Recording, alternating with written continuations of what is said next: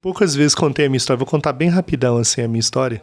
Eu sou filho de pai alcoólatra, meu pai batia muito na minha mãe quando eu era pequeno, então as imagens que eu tenho um pouco de infância do meu pai é meu pai batendo na minha mãe. Meu pai tentou me matar 3 vezes, ele colocava uma bala no revólver, fazia roleta russa e dava uns 3... Uma vez ele deu 3 pitacos assim, apontando a arma pra mim. E eu vivi então momentos de muita aflição. Eu nunca contei muito essa minha história, ou toda ela, que eu já vivi. Eu te lembro que eu tinha 9 anos, 10 anos de idade, a gente foi despejado porque a gente tinha condição de pagar aluguel. Porque eu sempre tive orgulho da história, e é aqui que eu quero pegar o gancho. Eu sempre tive orgulho dessa história.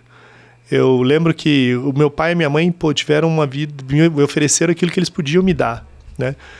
E eu lembro que quando eu já era adulto, eu estava um dia andando numa estrada, ouvindo uma música, e eu senti que eu devia agradecer os meus pais, assim, por tudo que eles tinham feito por mim.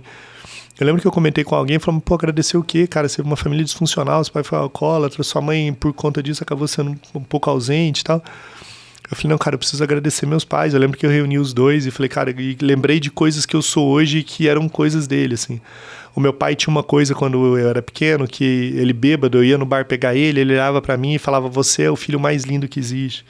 Você um dia vai ser presidente da República. Ele falava alto no bar, esse menino vai ser presidente da República. Então, mesmo no meio do caos, mesmo no meio de um deserto, mesmo no meio de situações completamente adversas, de alguma forma, Deus usava meu pai para me dar uma projeção de futuro, assim. E aquilo ficou em mim. Tanto é que talvez boa parte da minha autoestima, do que eu construí para frente, venha de palavras que foram ditas dentro de um bar com meu pai bêbado cambaleando. E eu lembro quando eu fui agradecer eles pelos pais que eles me foram, eu falei, pai, você lembra que você fazia isso? Meu pai nem lembrava de fazer isso bêbado. Eu falei, eu sou assim com os meus filhos por causa de você. Eu olho para os meus filhos hoje e eu falo para os meus filhos, você é lindo, você vai ser isso, você... Tanto é que os meus 5 filhos, cada um tem um nome que eu dei para eles. Um é o corajoso, o outro é o amoroso, o outro é o falante engraçado, o outro é o conselheiro, e a Larinha que chegou agora é a dançarina. A dançarina elegante, ela adora dançar.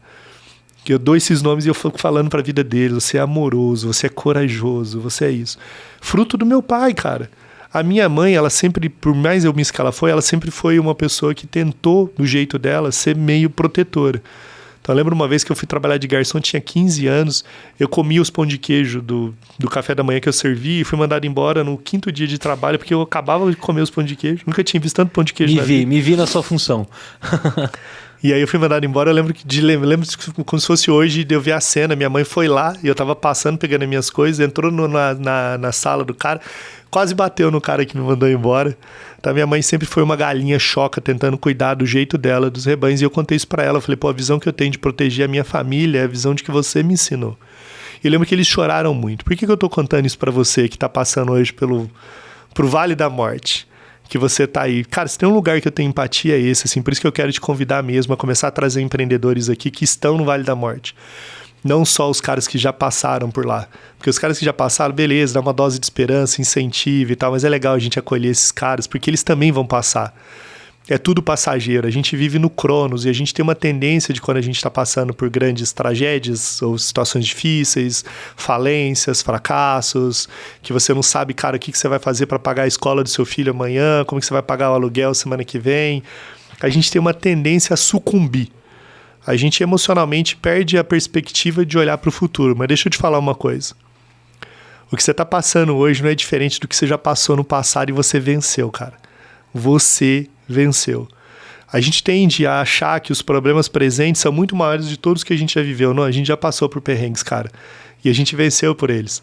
O Cronos, essa visão do tempo que a gente tem, ela fica muito limitada quando a gente está passando por um perrengue, porque a gente tem um retrato mínimo daquele tempo.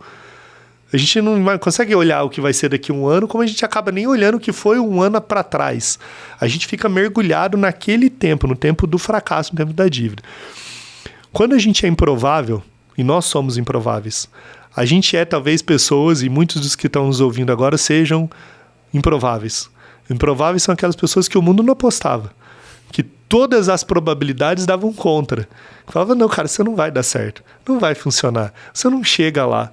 E mesmo que não tivesse declaradamente dizendo, as circunstâncias, os lugares que você estava inserido te mostravam que você era, falava, cara, Não é fácil não, irmão, você conseguir chegar lá.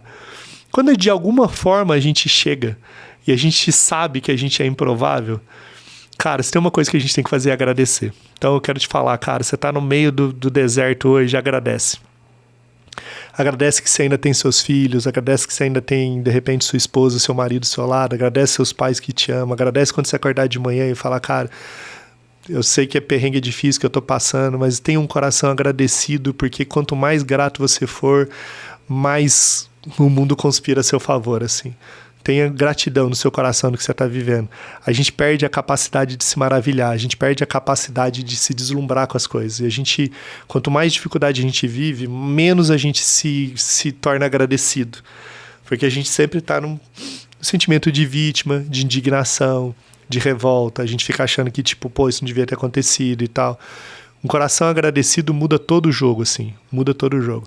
Flavinho, eu sei que não é fácil, mas